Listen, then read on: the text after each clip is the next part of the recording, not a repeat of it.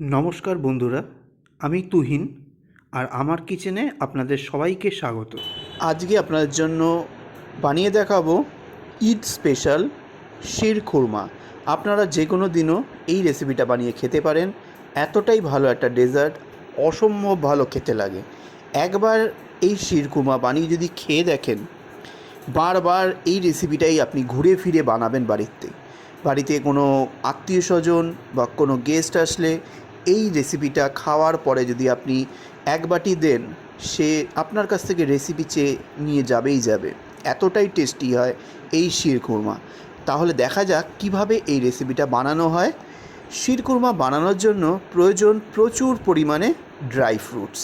আমি এখানে কি ড্রাই ফ্রুটস নিয়েছি সেটা প্রথমে আপনাদের সঙ্গে শেয়ার করি। দেখুন, আমি এখানে ড্রাই ফ্রুটস নিয়েছি কিছু কুচিয়ে নেওয়া। তার মধ্যে রয়েছে 1.5 চা চামচ ভিজিয়ে রাখা চিরঞ্জি। এই চিরঞ্জি শিরখুরমাতে দিতেই হবে, খুবই ইম্পর্টেন্ট একটা জিনিস। আর এটাকে আমি প্রায় আধ ঘন্টা ভিজিয়ে রেখেছিলাম। আমি 1.5 টেবিল চামচ নিয়েছি। তারপরে নিয়েছি লম্বা দানার কিশমিশ 2 চা চামচ পরিমাণে বা 2 টেবিল চামচ পরিমাণে। আর কিছু কাজু নিয়েছিলাম 2 টেবিল চামচ পরিমাণে, সেটাকে একদম কুচিয়ে নিয়েছি। তারপরে নিয়েছি কিছু 8-10টা খেজুর, বীজ ছাড়িয়ে ভালো করে কুচিয়ে নিয়েছি। তারপরে নিয়েছি পেস্তা, ওই 2 টেবিল চামচ পরিমাণে, জলে ভিজিয়ে রেখেছিলাম আধ ঘন্টা, চিরঞ্জির মতোই সেটাকে কুচিয়ে নিয়েছি। আর নিয়েছি আমন্ড, ঠিক 2 টেবিল চামচ পরিমাণে, সব একই মাপের কুচিয়ে নিয়েছি। দেখুন, মিহি করে একদম কোচানো কমপ্লিট। এইবার কি করতে হবে চলুন দেখে নিন নেক্সট স্টেপটা। এইবার একটা প্যান নিয়েছি, দিয়ে দেবো 1 চা চামচ গাওয়া ঘি। ঘিটা মেল্ট হয়ে গেলে তখন এর মধ্যে দিয়ে দেবো যেসব ড্রাই ফ্রুটসগুলো আমি কেটে রেখেছিলাম সেইগুলোকে দিয়ে ফ্লেমটা কিন্তু লোতে রেখে ভালো করে এটাকে রোস্ট করতে হবে। প্রায় 2-3 মিনিট লো ফ্লেমে ভালো করে রোস্ট করে নিলাম। ভালো করে রোস্ট না করলে কিন্তু এই বাদামগুলো খেতে ভালো লাগবে না। ঘিয়ের ফ্লেভারটা যাতে এর ভেতরে ঢুকে যায় সেইভাবেই কিন্তু রোস্ট করতে হবে। এইবার কড়াই থেকে তুলে নেবো। এবার তুলে নেওয়ার পর এর মধ্যে দিয়ে দেবো 2 টেবিল চামচ গাওয়া ঘি, আবারও দিতে হবে। গাওয়া ঘিটা নরম হয়ে যাবার পর, মানে গলে যাবার পর, এর মধ্যে দিয়ে দেবো 1.5 কাপ পরিমাণে লাচ্ছা সিমই বা নর্মাল সিমই বাড়িতে থাকলে সেটাও কিন্তু ব্যবহার করতে পারেন, কোনো সময় নেই, কোনো প্রবলেম হবে না। এই সিমইটাও ভালো করে রোস্ট করতে হবে। এটা অলরেডি আমরা নিয়েছি হচ্ছে রোস্টেড সেমাই ভার্মিসেলি, ভালো করে এটাকে রোস্ট করে নেব। রোস্ট করে নিয়ে দেখুন ভালো করে রোস্ট করা হয়ে গেছে, ঘিয়ের ফ্লেভার একদম সুন্দরভাবে ঢুকে গেছে। ভালো করে 2 মিনিট ধরে রোস্ট করে নেওয়ার পর এটা ঘিয়ের থেকে ছেঁকে আমি অন্য পাত্রে তুলে রাখবো। এইবার এই ঘিয়ের মধ্যেই দিয়ে দিতে হবে 1 লিটার দুধ। আপনি ফুল ফ্যাট মিল্কও নিতে পারেন, টোল্ড মিল্কও নিতে পারেন। টোল্ড মিল্ক যদি নেন তাহলে কি অ্যাড করতে হবে চলুন দেখিয়ে দিই। দুধটা দিয়ে দেওয়ার পরে প্রথমে হাই ফ্লেমে দুধটাকে জাল দিতে হবে একটা বলক আসা অবধি, কারণ এটা ডিপ ফ্রিজে রাখা ছিল। আর যে কোনো নর্মাল টেম্পারেচারের দুধও আপনাকে জাল দিতে গেলে প্রথমে হাই ফ্লেমেই জাল দিতে হবে বলক আসা অবধি। দেখুন দুধে বলক চলে এসেছে।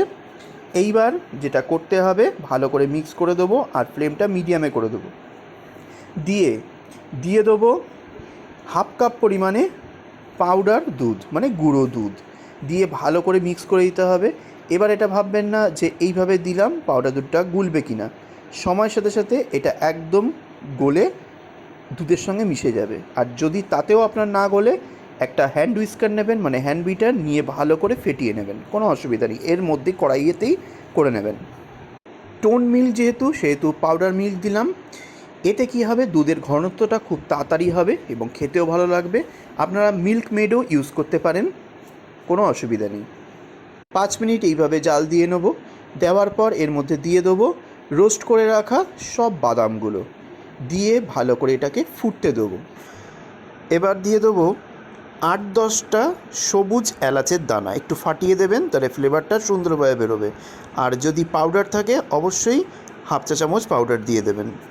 এর মধ্যে দিয়ে দেবো সেমাইটা, সেমাইটা দিয়ে এটার মধ্যে ভালো করে মিক্স করে দেবো আর মিডিয়াম ফ্লেমে ফুটতে দেবো। আর এই মিডিয়াম ফ্লেমে ফুটতে ফুটতে সেমাইটা নরম হয়ে যাবে আর দেখবেন দুধের পরিমাণটাও কমে যাবে, অ্যাবজর্ব করে নেবে পুরো দুধটাই। ঠিক 5 মিনিট আমি মিডিয়াম ফ্লেমে ফুটিয়ে নিয়েছি। এবার দিয়ে দেবো হাফ কাপ চিনি, একদম পারফেক্ট মেজারমেন্ট দিচ্ছি। যে কটা মেজারমেন্ট দিয়েছি একদম 1 লিটার দুধের জন্য পারফেক্ট। আপনারা যদি এই সিমই মানে শিরখুরমা একটু পাতলা খেতে চান তাহলে কিন্তু পরে গরম দুধ অ্যাড করতে পারেন।